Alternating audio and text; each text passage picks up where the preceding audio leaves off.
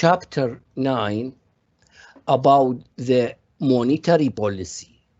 What is monetary policy? السياسة النقدية. The money supply and the Federal Reserve System, or the quantity of money supplied, and the central bank. Federal Reserve System, the system of the central bank. So I will change the title to the monetary policy. It will be better. So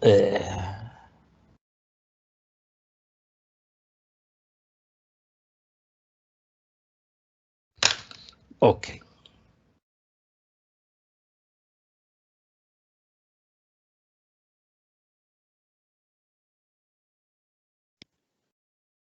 Doctor? What is money? Money is a means of payment, a store of value, and a unit of account. Okay. A means of payment. So, just a moment, Mariam. Okay. So what is a money? What is money? So try to open your wallet and check how much money do you have right now in your wallet or in your hand. Try to look at a piece of paper of 10 dirhams or 100 dirhams, a piece of paper written on it 100 dirhams. This is money. So a piece of banknotes or fiat money is money. This is money in very easy way, dirhams. So the standard money in the UAE is called dirham. We have a coin of 1 dirham. We have a banknote of 5 dirhams, 10 dirhams, 100 dirhams, and I think also we have 1,000 dirham. Do we have a banknote of 1,000 dirham?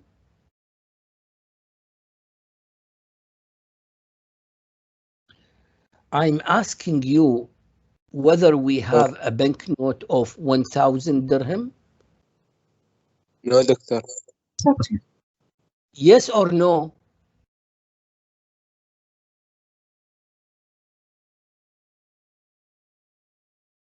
Do we have a banknote of 1,000 dirham? Yes, doctor. Yes, okay. So what is money? Do you know in general around the globe, anything A value or sorry again? it's a value, صح? Yes. So what is money? So it is dirham. Money is dirham. So globally, anywhere in any village, anything is called money if it does 3 duties: means of payment, a store of value, and a unit of account. So we try to look at each one closely. So any item does 3 duties, it deserves to be called money. So what is a means of payment or a medium of exchange? Maryam al-Naqbi. Barter. The direct exchange of goods and services for other goods and services. A barter system. Just a moment. Oh, in old days, before discovering money, before establishment of central banks in countries, before we have press to type and print banknotes, people used to purchase items by direct exchange. For example, I produce tomatoes, I will exchange excess tomatoes I have with some rice. So exchange between 2 goods, tomatoes for rice. So a kilo of rice equals 2 kilos of tomatoes. A kilo of tomatoes equals half kilo of rice. So the price of a kilo of tomatoes equals half kilo of rice, etc. مريم النقبي. A barter system requires a double coincidence of wants for trade to take place. That is, to effect a trade, you have to find someone who has what you want, and that person must also want what you have. Okay, there is really a strong problem with the barter system. Why? Because it requires a double coincidence of wants. That means if I have excess tomatoes and I need to purchase rice, I have to find somebody who has extra rice and he wants in the same time to purchase tomatoes. And that's sometimes really very difficult, very difficult. Now look at our modern life. For example, Salim Al-Jundi is specialized in delivering economic lectures, specialized economic lectures for higher education. Do you think I can sell one lecture for some tomatoes or rice? It's impossible for me to find somebody who has extra tomatoes except purchasing a lecture of specialized topic in economics. Maybe he needs, he will give me some tomatoes if I accept to teach his babies in KG1 or in grade 1, but not economics in high education in business school. So barter system will not allow specialization in our modern life. For this reason, we need a medium of exchange or means of payment. مريم النقبي. Medium of exchange or means of payment.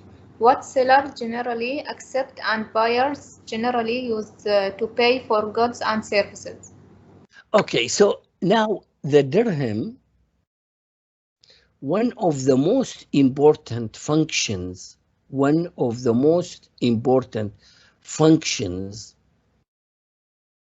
the dirham, which it serves as a medium of exchange or means of payment. So sellers such as Salim, who sells education in economics, I accept to receive my duties for dirhams. And buyers who are my students, buyers use dirham to pay to receive education. So now Maryam Naqbi pays 3,000 dirhams to Skyline, and later I receive part of this 3,000 dirhams, so in dirhams. So now if I like to buy tomatoes, I will go to Carrefour and pay 5 dirhams. Carrefour accepts receiving 5 dirhams. So they sell tomatoes and they accept dirhams. And buyers such as Salim use dirham to pay for tomatoes. So now see here, dirham works as a medium of exchange because of the acceptance. People accept, sellers and buyers accept dealing with dirhams. For this reason, dirham is money in the UAE. Maybe if I shows Carrefour a currency from Africa, from Ghana, for example, so the seller in Carrefour will feel this currency is strange. He doesn't know its real value. Maybe it is fake, so the seller will not accept receiving Ghanaian currency. So dirham in the UAE is a medium of exchange. Let's go to Abdullah Zar'uni.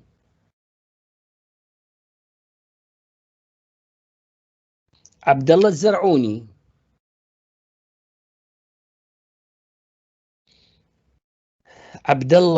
عبد العزيز الزرعوني. عبد العزيز الزرعوني.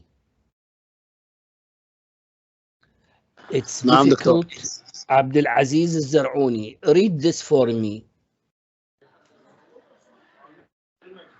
A store of value and asset that can be used to transport purchasing power from one time period to another.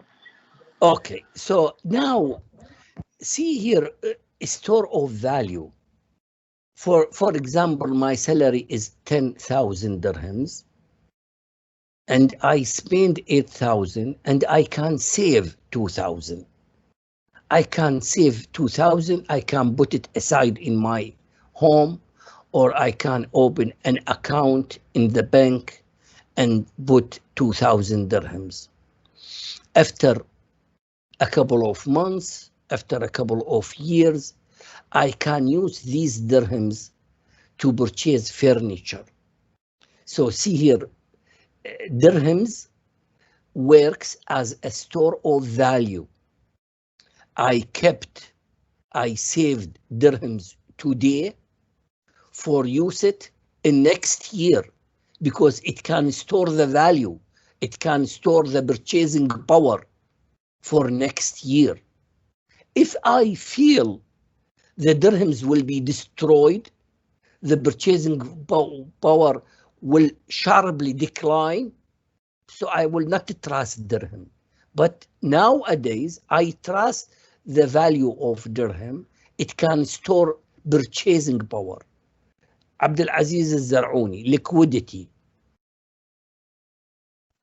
Liquidity, property of money, the property of money that makes it a good medium of exchange as well as a store of value. It is portable and readily accepted and thus easily exchanged for good. Okay, so money is liquid. What's the meaning of liquidity property? What is the meaning of liquidity feature of money? So dirhams can be used easily, readily, and it is portable. I can carry it anywhere. And nowadays I use debit or credit cards to carry my money. So see here, assume I like to purchase a piece of furniture. I can go to IKEA and pay 1,000 dirhams and purchase a piece of furniture immediately. For example, I have a car. My car worth money, but it is not liquid property. I cannot go to Carrefour and tell them I like to purchase furniture, different kind of furniture, and I will give you my car and give me the rest. My car worth 30,000 dirhams. I purchased furniture for 10,000 dirham, return back to me 20,000. They will not accept. So my car, my villa, my furniture, my jewelry are worthy, but it doesn't work as medium of exchange or a store of value. It is not liquid. I need more time, more effort to transfer my car to money. So I need first to sell my car and find somebody to accept to purchase my car. And then when I receive the money, I can use my money to immediately purchase something else. Abdulaziz al-Zar'uni.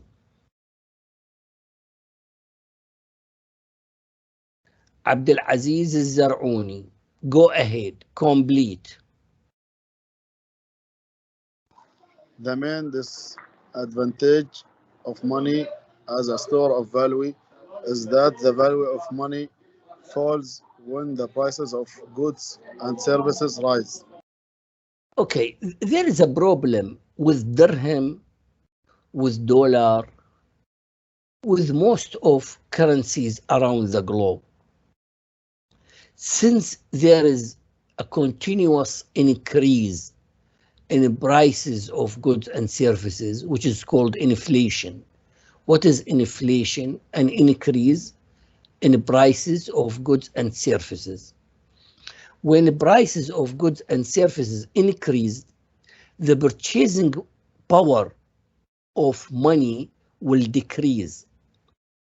Think about the purchasing power of 1 dirham 10 years ago and today.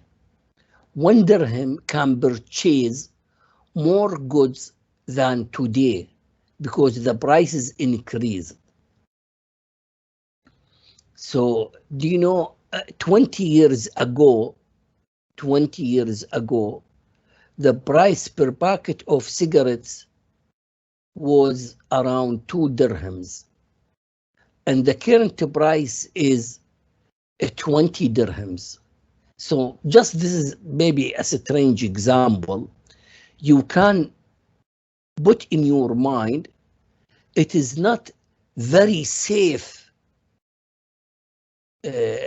using dirhams as a store of value, especially for a long period of time. But for a short period of time, it is necessary to store your purchasing power in dirhams. So, for example, I need to save a little money for emergency cases, for clothes needs. So I need to save a little money for my expenses in the coming months. So I need dirhams in my hand. My family will not wait for me to sell my car and purchase grocery. But there is a problem. So the governments around the globe, they try to stabilize the value of money. And there is a third step of functions of money is called a unit of account with Abdulaziz al-Zar'uni.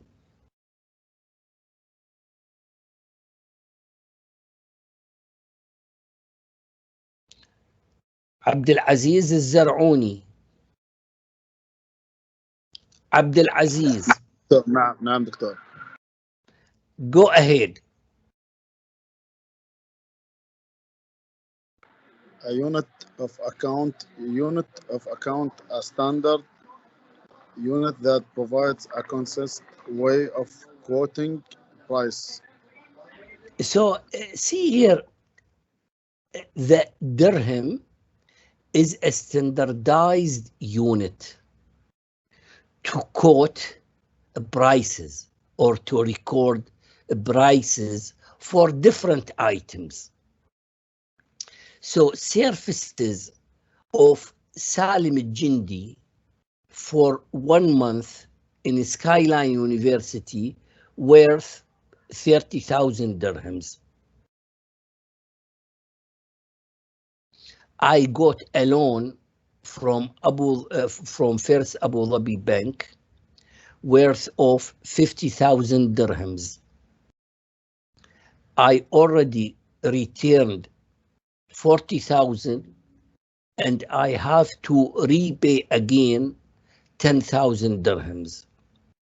I purchased a new car worth of 100,000 dirhams. After 3 years, I sold my car for 50,000 dirhams. So see here, different issues. I set up a coffee shop. The total expenses to set up the coffee shop is 300,000 dirhams. So now we use standardized unit to quote prices of different items. If we don't have stable unit to price different items, our life will be, so it will be confusing. So at the moment, there is sort of confusion in Iraq because the trust of Iraqi dinar is not much high. So some traders, some sellers prefer to receive dollars instead of Iraqi dinar. So for example, assume Abdullah Zur'ani wants to sell his villa. He doesn't accept to receive Iraqi dinar because he feels that the purchasing power of Iraqi dinar will fall immediately, quickly and soon. For this reason, he prefers to receive the value of his villa in another currency, in another kind of money, such as dollar. But nowadays in the UAE, we trust the dirham as a unit of account. To see how great this duty, go to Carrefour. There are thousands of items, different items,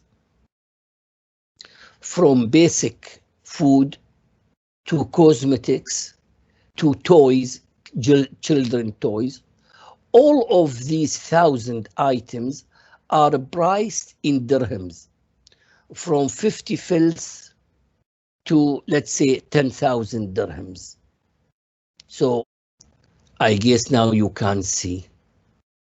Yes. Yes, go ahead, Muhammad. Monies, item used as a money that also have intrinsic real value and some other use. Fiat or Okay, token. so just a moment. So commodity monies, just imagine we have golden coins. We have golden coins.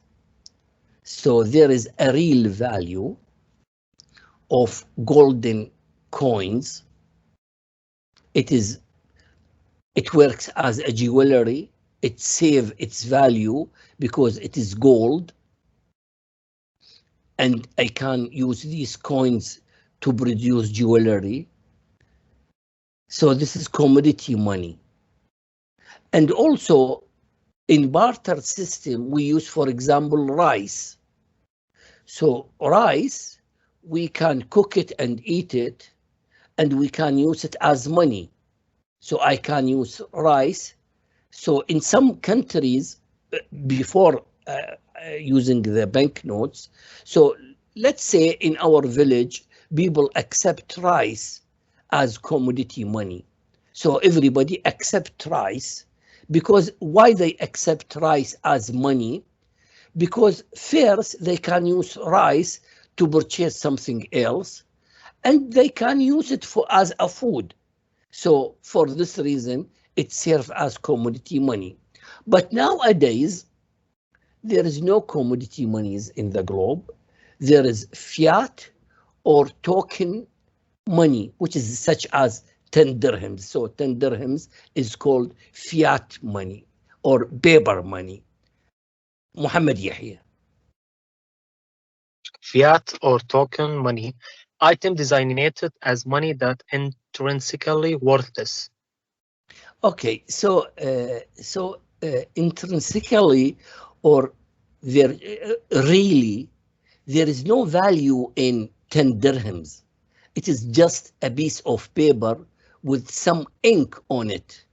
So there is no real value for 1 dirham. But since the government promises to keep its value, so we accepted 10 dirhams at it carries certain value. So what is 10 dirhams? As a piece of paper, it is worthless. We cannot use it for other uses. But because it's written on it 10 dirhams, or 100 dirhams or even 1,000 dirhams, and it is guaranteed by the government, so we accept it as money. Legal tender or legal money, legal tender or legal money. So dirham in the UAE is called legal tender or legal money. Muhammad Yahya. Legal tender, money that a government has required to be accepted in settlement of debts. Go ahead. I'm telling you, Doctor, legal tender, money that a government has required to be accepted in settlement of debts. Example, Yeah, continue. Coins or banknotes that must be accepted if offered in payment of a debt. Aside from Okay, so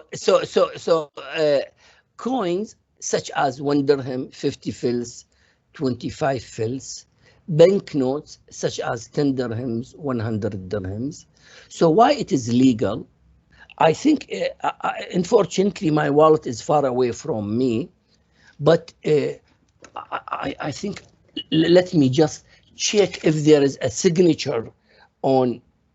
Unfortunately, I don't know. Yes, I found a piece of paper. It is 100. I'm looking for a signature. So here the Minister of Finance and the executive manager of the central bank, both of them signed off on this banknote of 100 dirham. So that gives sort of feeling it is legal money. And why it is legal money? Because the government accepted this currency to pay for debt. For example, if Muhammad Yahya lent me 100 dirhams and I didn't return him back, he raised a case in the court. So the court will ask me to pay 100 dirhams to settle the debt. So it used to pay the debts or to pay the fees for public services.